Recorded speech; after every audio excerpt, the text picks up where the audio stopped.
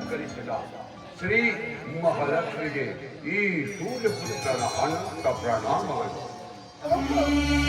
ಬರಬೇಕು. ಛಾಯಾಸುತ ತ್ರಿಮೂರ್ತಿಗಳನ್ನೇ ತಟಸ್ಥಗೊಳಿಸಿದ ಮಹಾನುಭಾವ ಬಾ ಮಗು, ಈ ಅಷ್ಟೈಶ್ವರ್ಯವುಳ್ಳ ಸಿಂಹಾಸನವನ್ನು ಅಲಂಕರಿಸು. ಅಷ್ಟ ಐಶ್ವರ್ಯದ ಪೀಠ ನನಗೆ ತಾಯಿ, ಈ ಛಾಯಾತ್ಮನು ಇದಾವುದನ್ನು ಇಷ್ಟಪಡುವುದಿಲ್ಲವೆಂದು ನಿನಗೆ ತಿಳಿಯದೇನು? ಅದಿರಲಿ, ನಾನು ಇಲ್ಲಿಗೆ ಬಂದಿರುವುದು ಒಂದು ವಿಚಾರವನ್ನು ಚರ್ಚಿಸಲು ಬಂದಿರುವೆನು ತಾಯಿ. ನನ್ನಲ್ಲಿ ಒಂದು ವಿಚಾರವನ್ನು ಕೇಳಲು ಬಂದಿರುವೆಯ? ಹೇಳು. ನಾನು ಸಿರಿದೇವಿ, ನಿನಗೇನು ಬೇಕು? ಸಿರಿ ಬೇಕೆ? ಸಂಪತ್ತು ಬೇಕೆ? ಐಶ್ವರ್ಯ ಬೇಕೆ? ಪದವಿ ಬೇಕೆ? ಕೊಡಲು ನಾನು ಸಿದ್ಧರಾಗಿರುವೆನು ತಾಯಿ. ಅದಾವುದರ ಅವಶ್ಯಕತೆ ನನಗೆ ಬೇಕಾಗಿಲ್ಲ. ಮೊದಲು ನಿನ್ನಿಂದ ಭಕ್ತಿಗೆ ಭಂಗ ಬಂದಿರುವುದು, ಅದು ನಿವಾರಣೆಯಾಗಬೇಕು ಅಷ್ಟೇ. ಏನು? ನನ್ನಿಂದ ನಿನ್ನ ಭಕ್ತಿಗೆ ಭಂಗ ಬಂದಿರುವುದು? ಇದೇನು ಪರಿಹಾಸ್ಯ ಮಾಡುತ್ತಿರುವೆಯ ರವಿಸುತ್ತ? ಇದರಲ್ಲಿ ಪರಿಹಾಸ್ಯವೇನು ಬಂತು ತಾಯಿ? ಇನ್ನು ಮುಂದರಿಯದೆ ನಿನ್ನ ಗುರು ಕಟಾಕ್ಷದಿಂದ ಲೋಕದ ಮಾನವರಿಗೆ ಸಿರಿಯನ್ನು ದಯ ಪಾಲಿಸಲಿದೆ. ಆದ್ದರಿಂದ ಮದುವೇರಿ ಅಹಂಕಾರದಿಂದ ಮೆರೆಯುತ್ತಿರುವರು.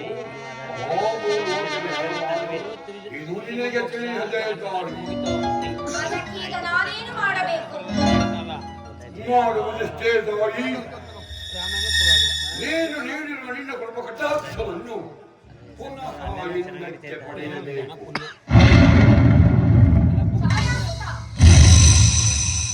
ಮಾತಿಗೆ ತಪ್ಪುವುದು, ಕೊಟ್ಟ ವರವನ್ನು ಹಿಂದಕ್ಕೆ ತೆಗೆದುಕೊಳ್ಳುವುದು ಮಾನವರ ಯೋಗ್ಯತೆಗೆ ಸರಿ ಹೋಗುವುದೇ ವಿನಃ ದೇವತೆಗಳಾದ ನಮಗಲ್ಲ.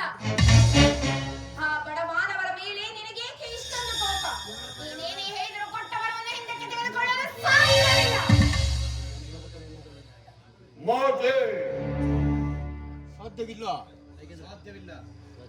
ಸಾಧ್ಯವಿಲ್ಲ.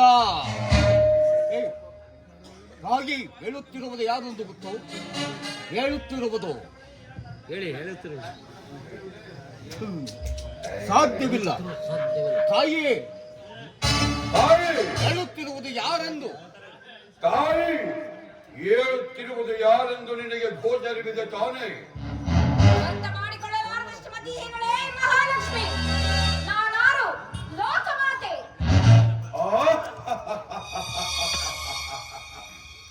ಮಾತೆ, ಲೋಕಮಾತೆ.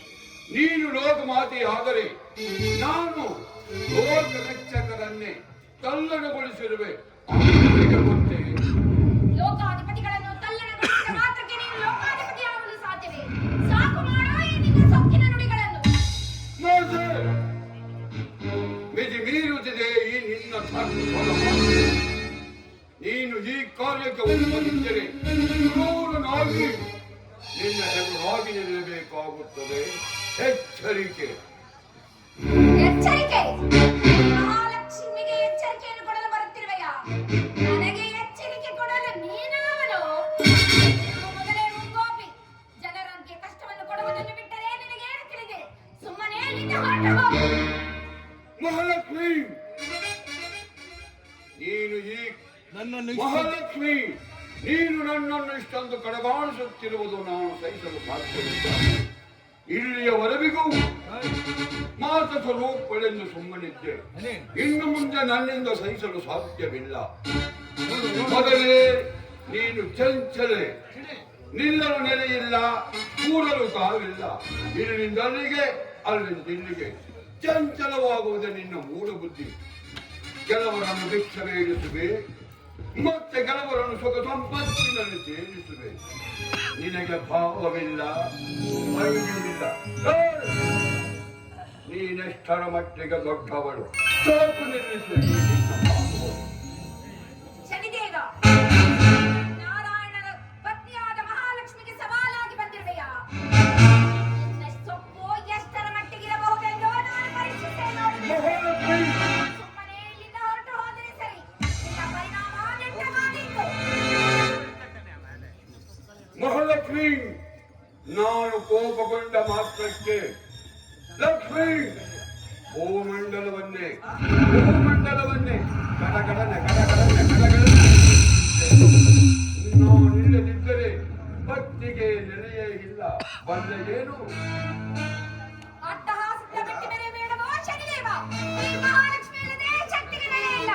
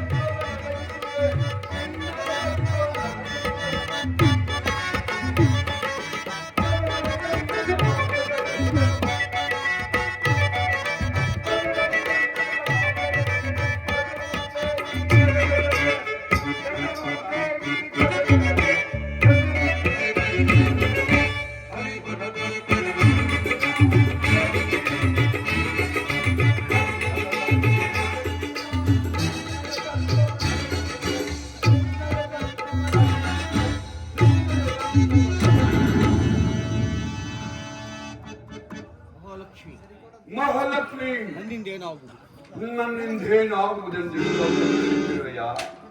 ಕೇಳು, ನಾನಾರು? ಲಕ್ಷ್ಮೀ, ನಾನಾರು? ಸೂರ್ಯಪುತ್ರನ ಧರ್ಮಪತ್ನಿಯಾದ ಛಾಯಾಮಾತೆಯ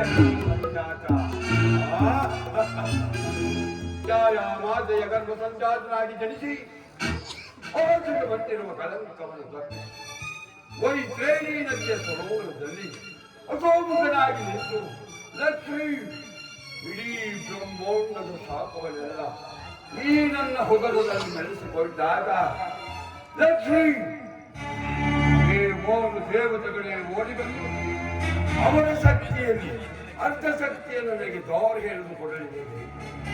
ಎಷ್ಟು ಸಾಲದೇನು ಈ ಜಗತ್ತಿನಲ್ಲಿ ಈ ಸೂರ್ಯಪುತ್ರನೇ ದೊಡ್ಡವನೆಂದು ಹೇಳಿಕೊಳ್ಳುವುದು. ಲಕ್ಷ್ಮೀ, ಏಕೆ? ನಿನ್ನ ಶಕ್ತಿಯು ಕೂಡ ನನ್ನಲ್ಲಿ ಹಡಕವಾಗಿರುವುದು ನಿನಗೆ ತಿಳಿಯಲೇನು?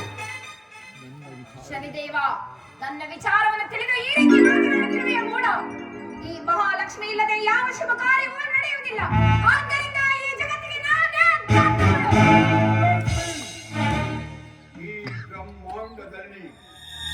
ಈ ಬ್ರಹ್ಮಾಂಡದಲ್ಲಿ ಈ ಸರಿದೇವನನ್ನು ಕಂಡರೆ ಭೂಮಂಡಲದ ದೇವತೆಗಳೆಲ್ಲ ಗಡಗಡನೆ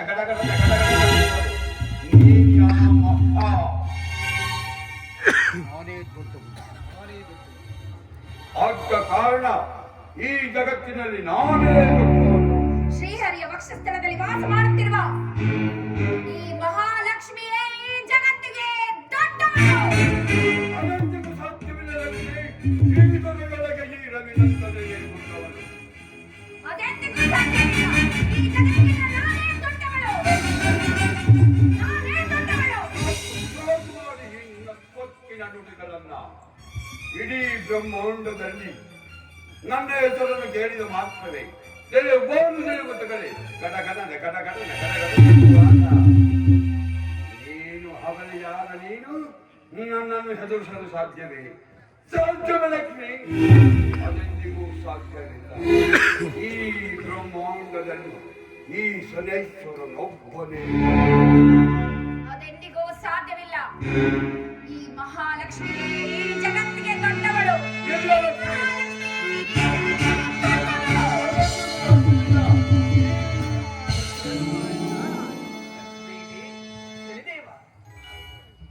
ಇದೇನಿದು? ನಿಮ್ಮಲ್ಲಿಯೇ ಕಲಹವೇ? ಶಾಂತರಾಗಿ, ಇದು ಧರ್ಮವಲ್ಲ.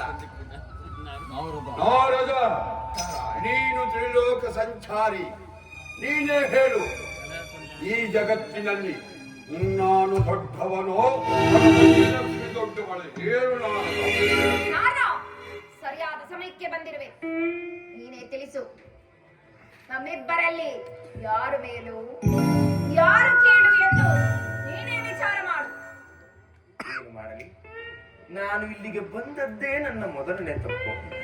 ಇರಲಿ, ಶನಿದೇವ, ಲಕ್ಷ್ಮೀದೇವಿ, ನೀವೇ ಈ ರೀತಿ ನಿಂತು ನಿಂತರೆ ಜಗತ್ತು ಬದುಕಬಲ್ಲದೆ. ದಯಮಾಡಿ ಶಾಂತರಾಗಿ. ನಾರದ,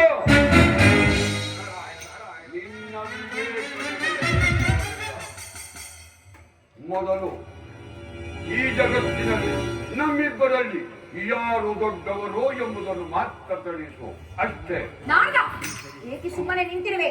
ಮೊದಲು ತಿಳಿಸು, ಯಾರು ದೊಡ್ಡವರೆಂದು. ನಾರಾಯಣ ನಾರಾಯಣ, ಏನು ಮಾಡಲಿ ಏನು ಮಾಡಲಿ ತೋಚುತ್ತಿಲ್ಲವಲ್ಲ. ಒಂದು ವೇಳೆ ನಾನೇನಾದರೂ ಲಕ್ಷ್ಮೀದೇವಿಯನ್ನು ದೊಡ್ಡವಳೆಂದು ಹೇಳಿದರೆ ಸ್ವಾಮಿಯು ನನ್ನನ್ನು ಸುಮ್ಮನೆ ಬಿಡುವನೆ? ಖಂಡಿತ ಬಿಡುವುದಿಲ್ಲ. ಅದು ಅಲ್ಲದೆ ಶನಿದೇವನನ್ನೇ ದೊಡ್ಡವನೆಂದು ಹೇಳಿಬಿಟ್ಟರೆ ಅಲ್ಲಿಗೆ ಮುಗಿಯಿತು. ಮೊದಲೇ ಗಾದೆ ಇರುವುದು, ಒಲಿದರೆ ನಾರಿ ಮುನಿದರೆ ಮಾರಿ ಎಂದು. ನಾರದ, ಏನದು? ಅಮ್ಮ, ಆಗಲಿ.